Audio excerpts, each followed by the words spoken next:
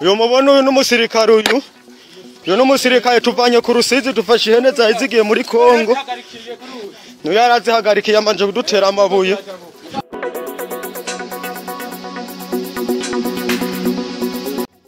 Dasubiye kukuramutsa no kuguha kaze we munywanyi wacu uri kurabana natwe mu makuru n'ibiganiro vya misi yose tuba turiko turagushikiriza sangwa kaze mu makuru agezweho ariko haravugwa cane irya nino ngaha mu gihugu cacu c'u Burundi. Nkuko mubizi tuba turiko turabashikiriza inkuru ziba ziriko ziravugwa cane mu gihugu yoba mu bimenyesha makuru bitandukanye ku mbuga ngurukana bumenyi ndetse n'ayandi makuru yose aba ariko arava mu masoko yacu. Ayo makuru tuyatohoza tukayatunganya neza tukayabashikiriza ido nido. Mu ngingo nkuru ano makuru yacu ari buze gushamikira ko hari umusirikare afashwe n'imbonerakure agira ajabukane impene mu gihugu ca Republika Iharanira Demokarasi ya Kongo. Inkuru iri kiravugwa cane ku mbuga ngurukana bumenyi aho bamwe bavyita akamaramaza kubona umusirikare w'igihugu ariko arakora mwene ivyo bikorwa, ndetse turaza no gukurikira turabe ukungene izo mbonerakure zoba zamufashe ndetse n'ivyakurikiye mu nyuma, turabe nico abantu bamwe n'abandi bavuga kuri iyo nyifato y'igisirikare c'u Burundi.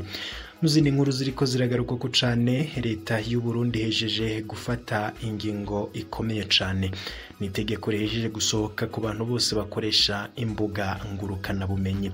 Abantu bose bakoresha imbuga ngurukana bumenyi hari ico bagiye kuja barariha. Na makuru adushikiye kano kanya turaza kuraba iryo tegeko risohotse ndetse n'ivyoba bigiye gukurikira mu nyuma ndetse no kungene bizokogwa, tunaraba uko bamwe mu bene gihugu bavyakiriye.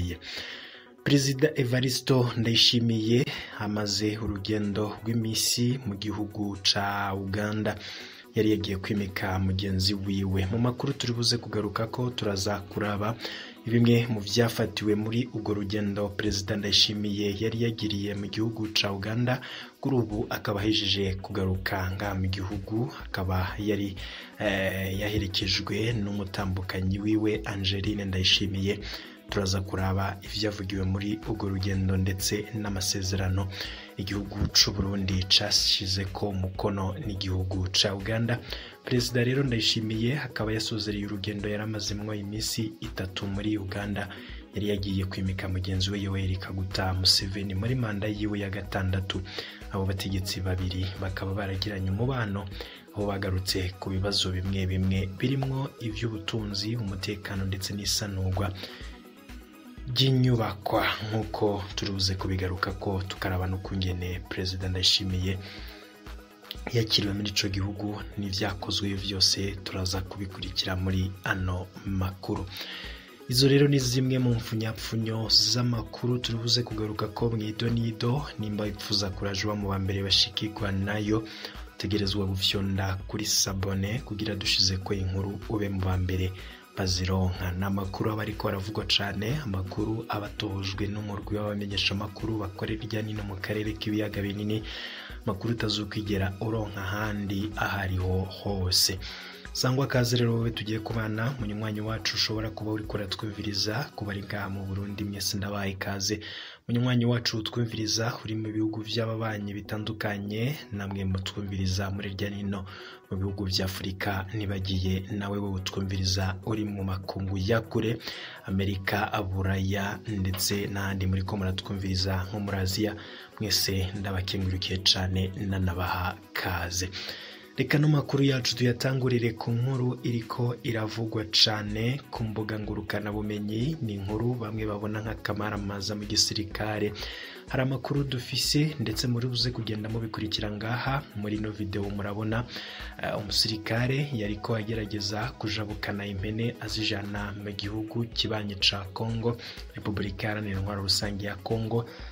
Bidaciye rero mu mategeko, akaba yarahagaritswe n'imbonerakure. Muri iyi video izo mbonerakure zikaba ziyita abazurumuraza kubumviriza mu bakurikire.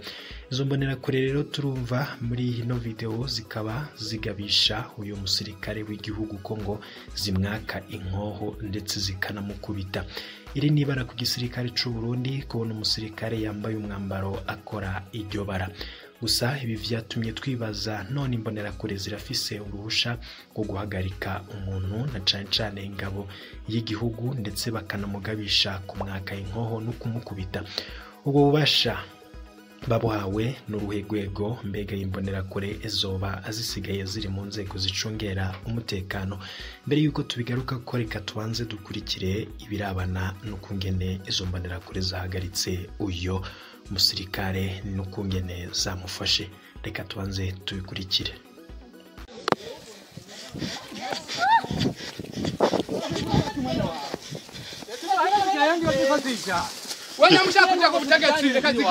Uyu mubona uyu n'umusirikare uyu n'umusirikare tuvanye ku Rusizi dufashe ihene zahizigiye muri Kongo niyo yarazihagarikiye amanje kudutera amabuye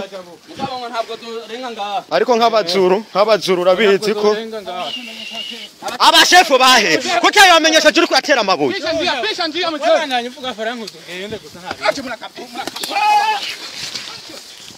uraziraga musaza we afande ngoma nakubwiza mukuri urabona iyo nko urasoma nturasa babiri cyo mu mwanya ndayikwaka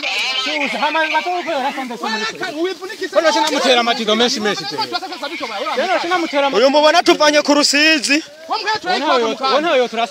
tuvanye ku Rusizi niyo yarahagarariye forode zariko ziracabuka ihene hama turazisize mu maboko none uyu mwanya nisa tugeranye kwibarabara n'inkoho yarumye agomba kuturasa ibi muriko murabona aha turi mwibarabara two turagwana nawe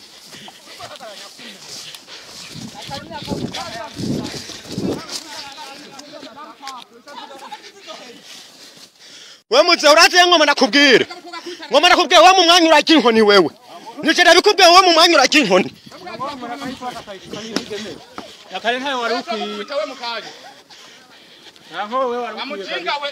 ahubwo twabwize tufise ntabwo zirasa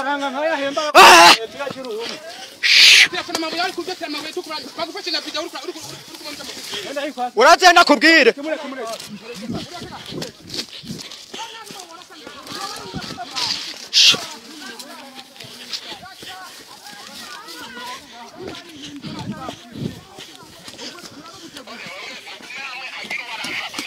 arasandu wa mushenzi iyo mbwa yimbwa tweza dufise ntizirasa tiyo sha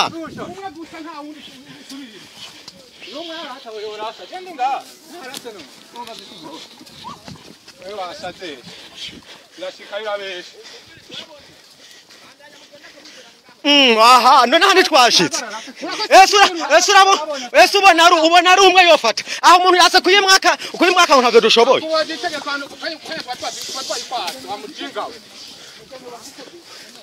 uyu n'umusode yamanje kudutira amabuye mu Rusizi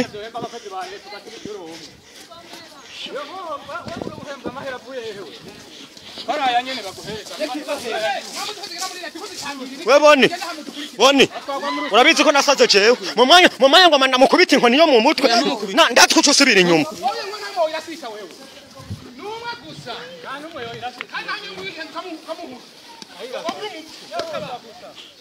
none umwa ahubwo uranateye n'isoni zirakwene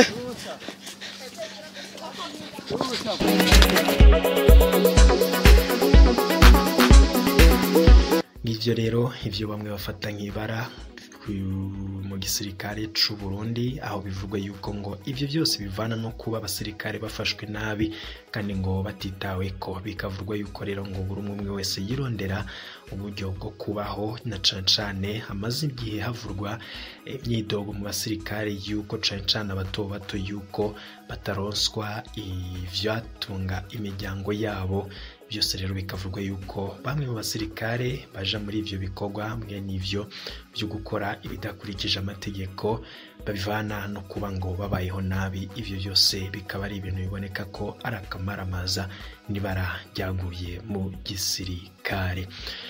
Reka no makuru yacu tuyatandukirire mu nkuru zirabana n'urugendo rw'umukuru w'igihugu Evariste Ndayishimiye ari kumwe n'umutambukanyi w'Iwanjirine Ndayishimiye bagarutse mu Burundi bakaba barangije urugendo rw'imisi barimwo mu gihugu ca Uganda aho rero bari bitavye ibirori vy'ukurahira kwa mugenzi we Yoweri Kaguta Museveni.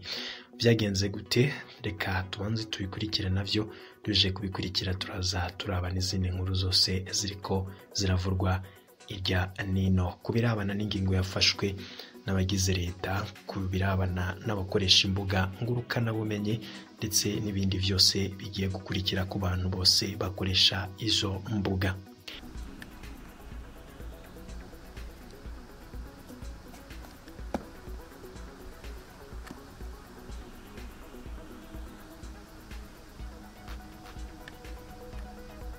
Mheshimiwa Rais, ulinzi wa heshima uliopo mbele yako imeandaliwa kwa heshima yako na Jeshi la Ulinzi ya Wananchi wa Uganda. Wamejipanga kwa mistari miwili tayari kwa ukaguzi yako Mheshimiwa Rais.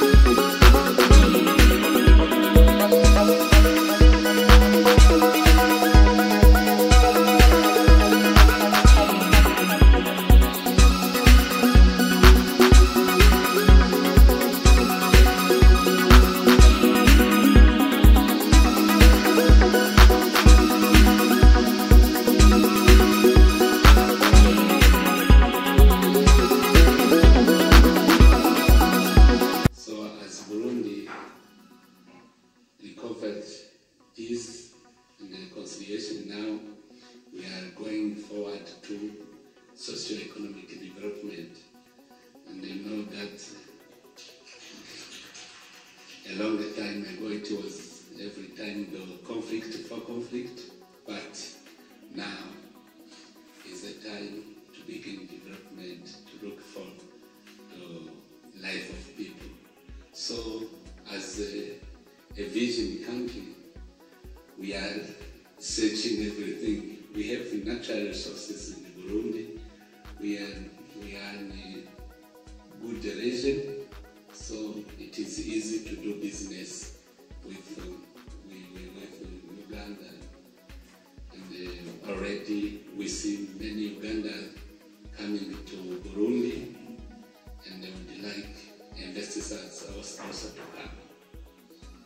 We have many natural resources, mine, and also Burundi is an opportunity for tourism